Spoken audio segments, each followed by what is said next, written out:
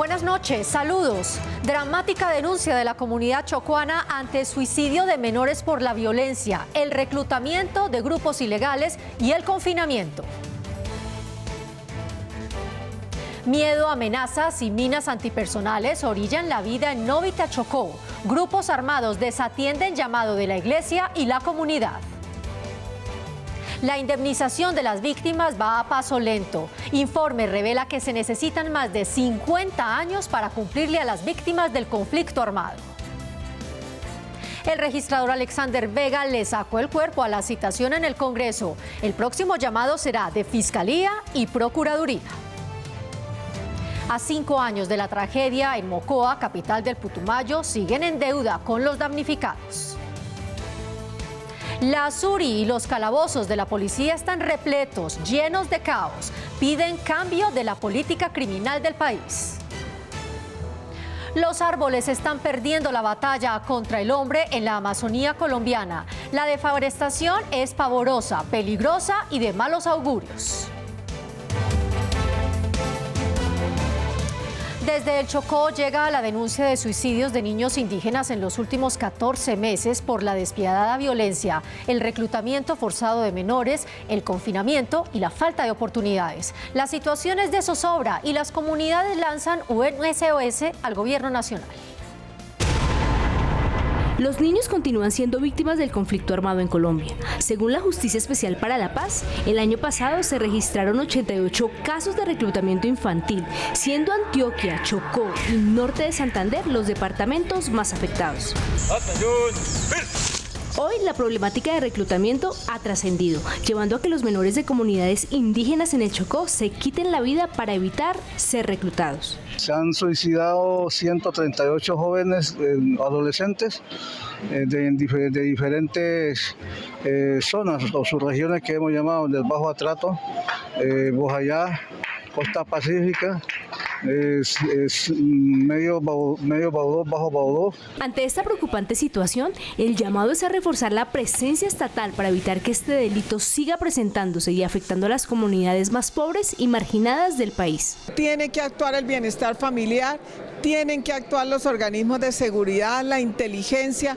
No podemos dejar a merced a nuestros niños a que los recluten. No hay derecho que en el Chocó se presenten estos hechos tan atroces cuando el Estado y el gobierno tienen la obligación de cuidar y proteger a nuestros niños. Hacemos un llamado de verdad a todas las entidades, a Bienestar Familiar, al Ministerio del Interior, a todos los entes de control para que examinen, para que miren la situación del Chocó. No podemos bajo ninguna circunstancia permitir que más jóvenes chocuanos sigan entregando su vida por cuenta de esa violencia absurda que está enfrentando el territorio.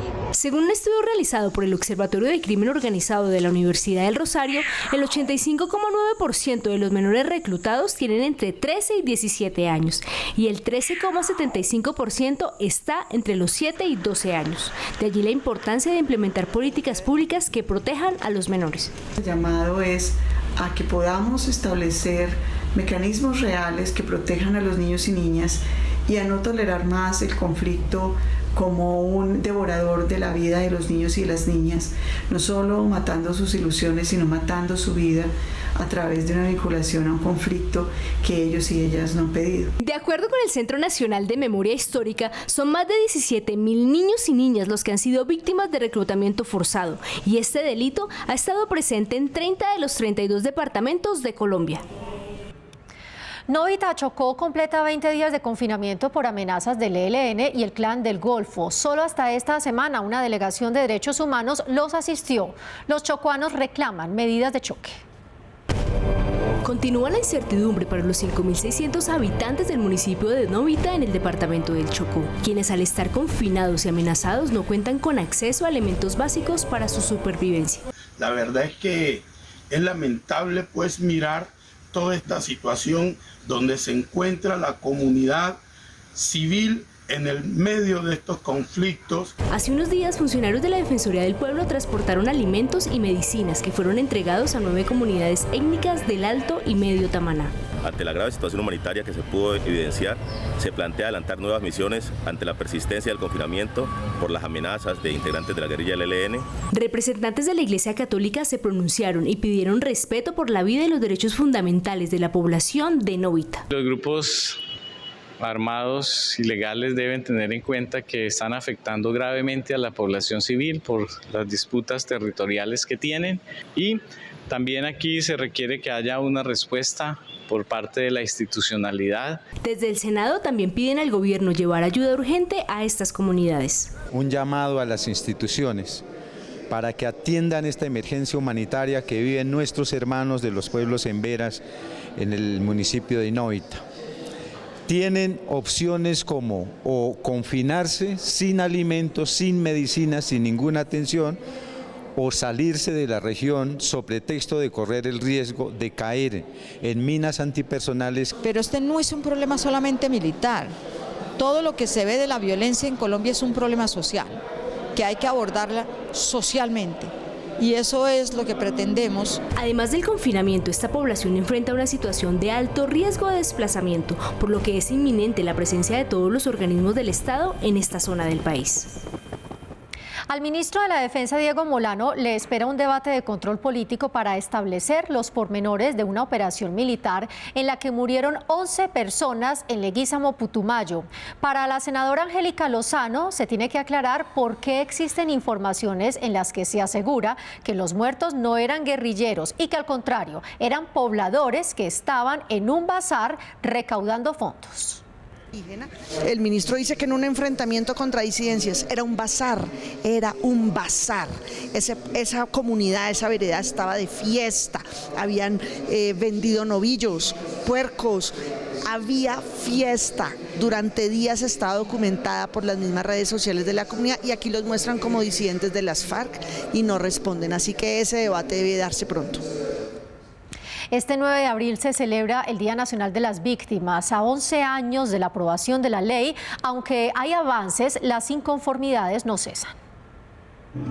Luego de 11 años de haberse implementado la ley de víctimas, se ha avanzado significativamente en su reparación, retorno y reubicación. Aunque falta por hacer, hay avances importantes.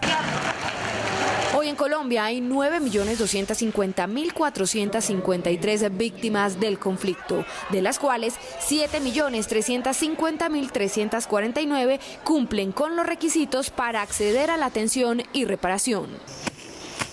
A la fecha se han restituido, es decir, se han devuelto a sus legítimos propietarios cerca de 550.000 hectáreas de tierra que están representadas en 51.000 familias. Escuchar a las víctimas. Cuando escuchamos a las víctimas nos permite identificar qué tenemos que mejorar en cada uno de los procesos, en los temas de prevención, en los temas de atención, en los temas que tienen que ver y están relacionados con el tema de asistencia, reparación individual, reparación colectiva, retornos y reubicaciones y todos los componentes que son transversales como es el tema de la atención psicosocial y adicional a eso lo que tiene que ver con los temas de generación de ingresos. Y aunque hoy las víctimas cuentan con proyectos productivos, asistencia y atención psicosocial, hay quejas. Una de ellas es que después de 10 años apenas se han indemnizado cerca del 17% de las víctimas del conflicto.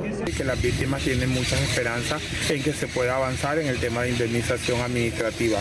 Han habido logros, pero aún tenemos muchos retos en la implementación de la política pública en el territorio. Según un informe multipartidista, al ritmo actual se tardarían decenas de años para lograr indemnizar a la totalidad de las víctimas. El gobierno se ha quedado en discursos, en palabras, en micrófono, pero realmente, así como van las cosas por parte del gobierno, nos gastaremos unos 72 años. Y aunque hay quejas, se viene adelantando toda una oferta institucional para las víctimas del conflicto armado en Colombia.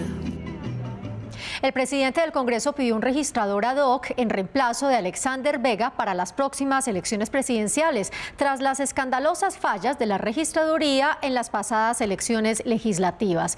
Al debate citado por el Partido Conservador no asistió el registrador.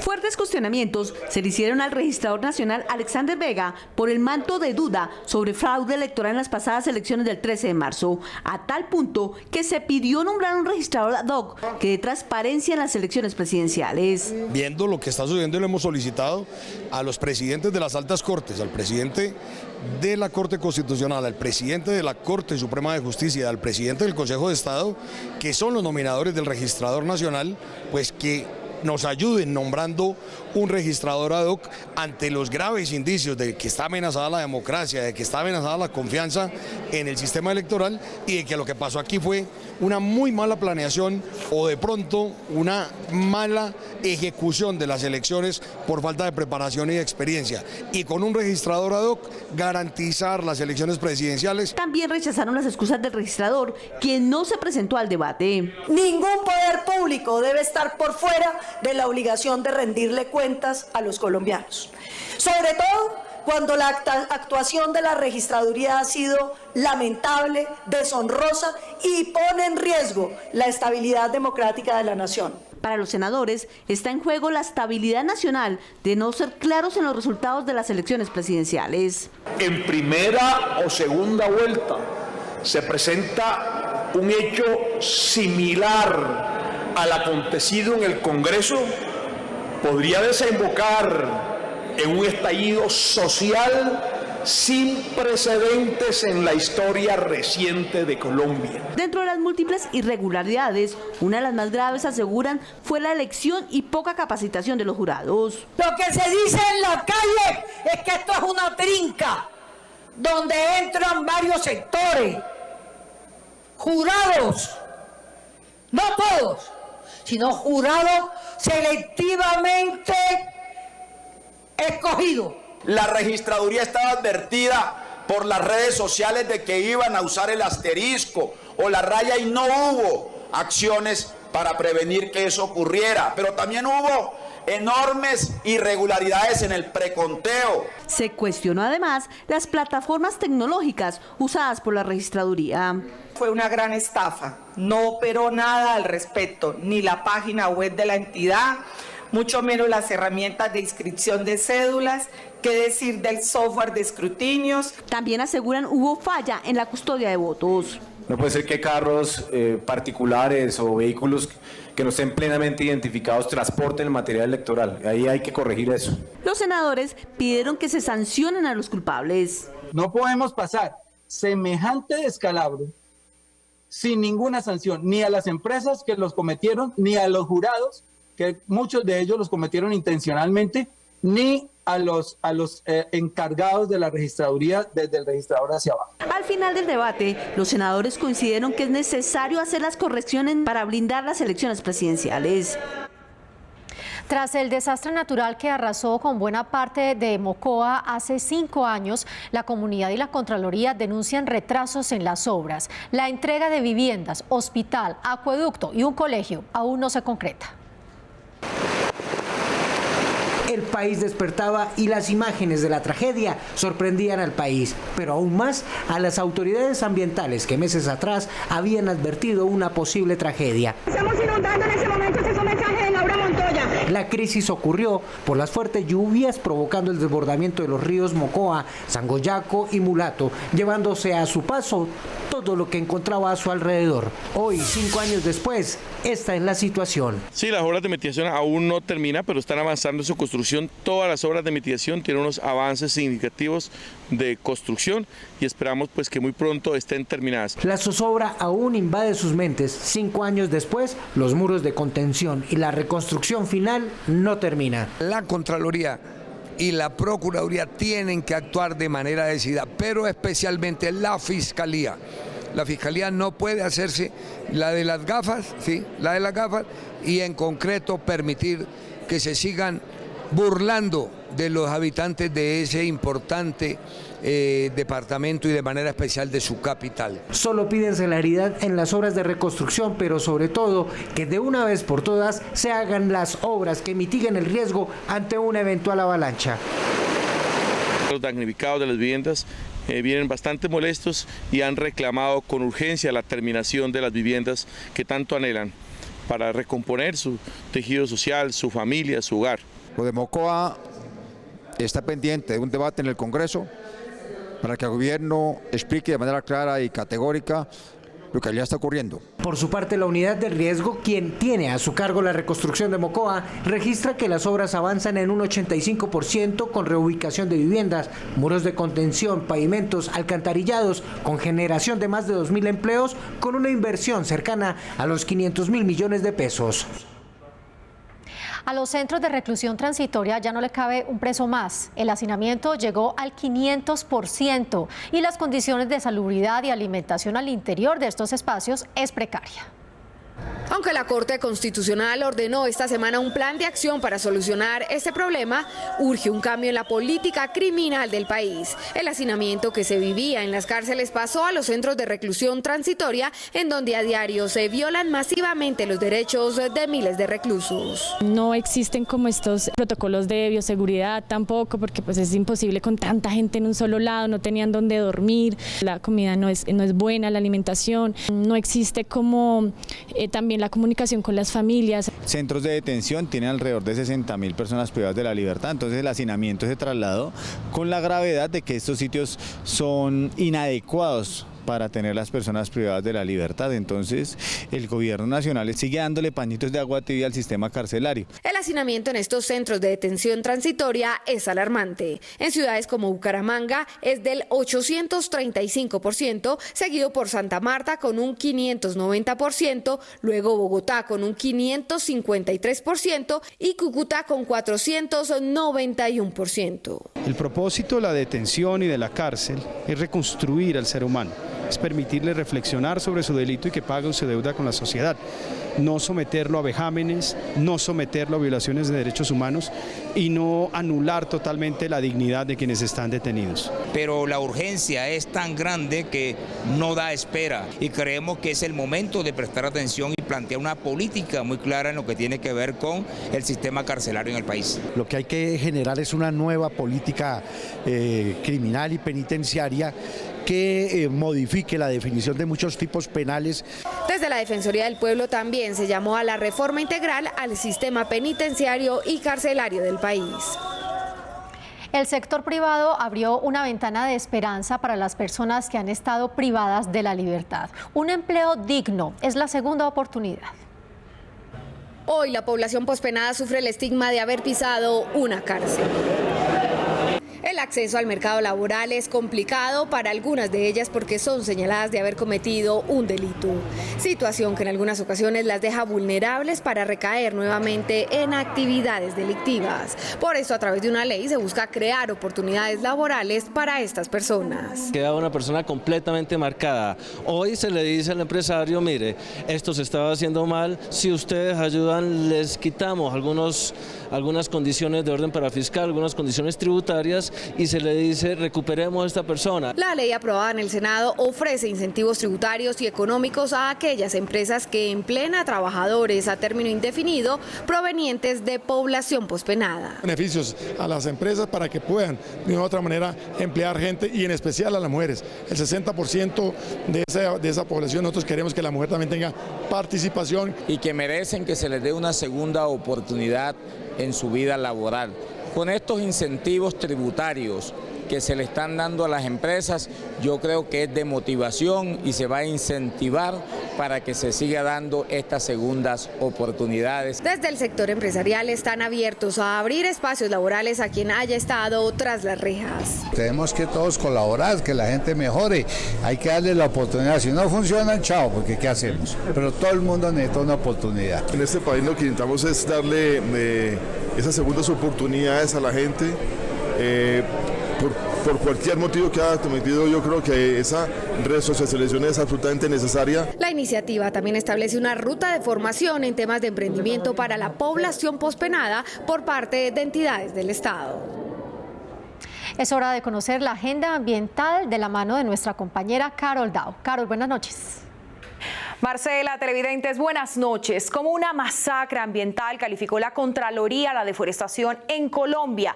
A diario son deforestadas 500 hectáreas de bosque, es decir, 170.000 anualmente. En los últimos 30 años se han perdido más de 5 millones de bosques, en especial en la Amazonía. Colombia alberga una gran biodiversidad. A pesar de esto, a diario se destruyen 500 hectáreas de bosque.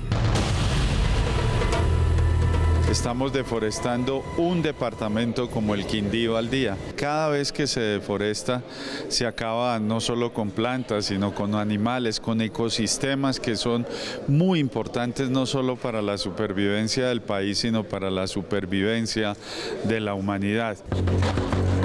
Cerca del 60% de las emisiones de dióxido de carbono que se emiten en el país son producto de esa deforestación, particularmente por las quemas forestales. Es importante que detengamos esta masacre ambiental.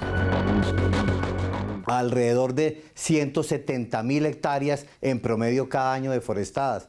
Esto significa que diariamente, se están talando 500 hectáreas de bosque en Colombia. Esto es un hecho gravísimo.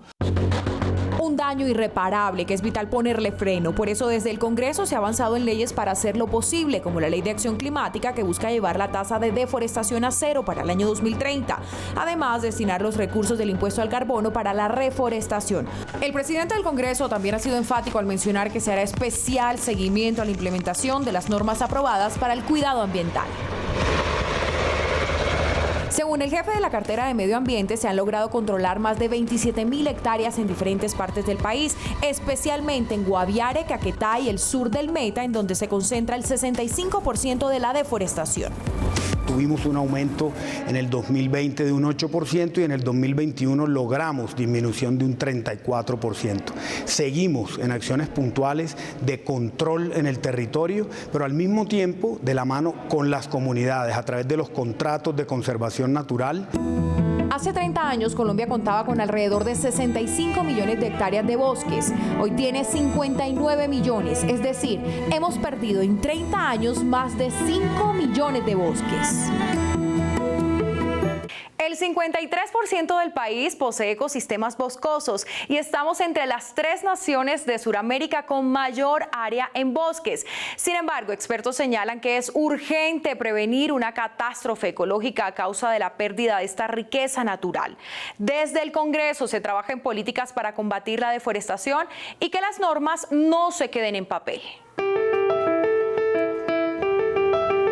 Los bosques estabilizan el clima global, son de suma importancia para contrarrestar la crisis climática. Actualmente, más de la mitad de nuestro territorio es de bosque natural. Protegerlos es vital para el equilibrio del planeta y nuestra existencia. Permite que se den lluvias que necesitamos para nuestra agricultura y seguridad alimentaria. Actualmente, alrededor del 90% de la agricultura en Latinoamérica depende de la precipitación que los bosques proveen. Por otra parte, los bosques son fundamentales para nuestra salud, ya que además de mitigar las plagas, hoy día aproximadamente el 25% de los productos farmacéuticos occidentales provienen de ingredientes basados en la selva tropical. El aumento de los incendios forestales, la expansión de la frontera agrícola y ganadera, el tráfico de madera, la minería ilegal, la gestión inadecuada de la tierra y la siembra de cultivos ilícitos son las prácticas que más atentan contra nuestros bosques.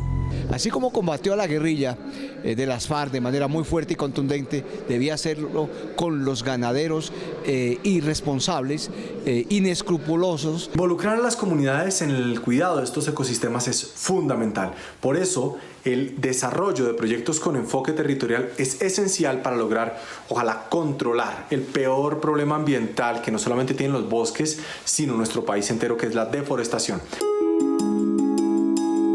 El potencial de Colombia forestalmente es muy grande. El 53% del territorio nacional está cubierto por ecosistemas boscosos, los cuales producen maderables y no maderables de manera sostenible que generan empleos y desarrollo. Los bosques son importantísimos para la economía del país. Y para solamente ponerles un ejemplo, el turismo de naturaleza, la observación de aves. Colombia es el primer país en especies de aves. Expertos advierten que actualmente el sector forestal representa menos del 1% del Producto Interno Bruto y es necesario incrementarlo para conservar la riqueza boscosa. Desde el gobierno se plantea la meta de sembrar 180 millones de árboles y restaurar más de 300.000 hectáreas de bosque. La Semana Santa que se avecina es una oportunidad para que los comerciantes y el sector turístico se recuperen. La oferta es bastante amplia y diversa.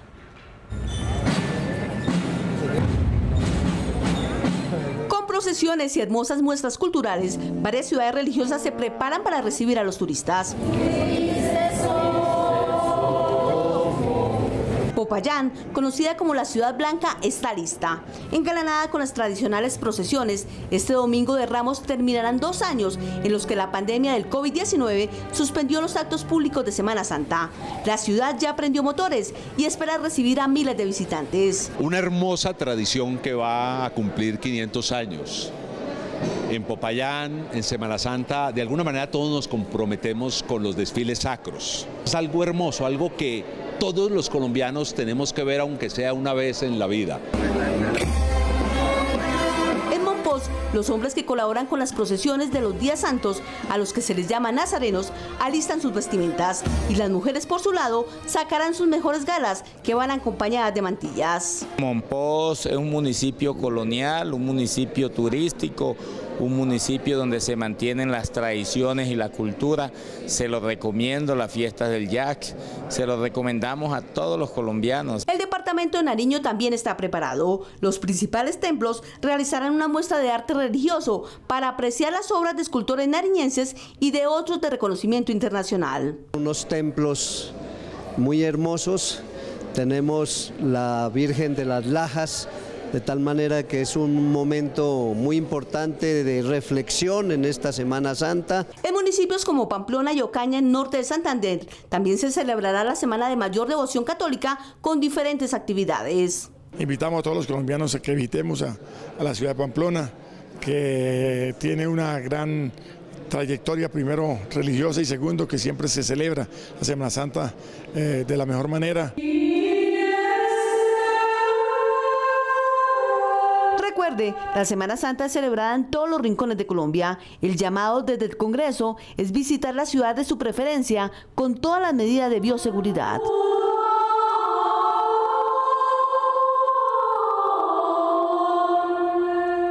Muchos lugares para visitar en Colombia. Hasta aquí las noticias. Les deseamos una Semana Santa en paz. Los esperamos en nuestra próxima emisión. Hasta entonces.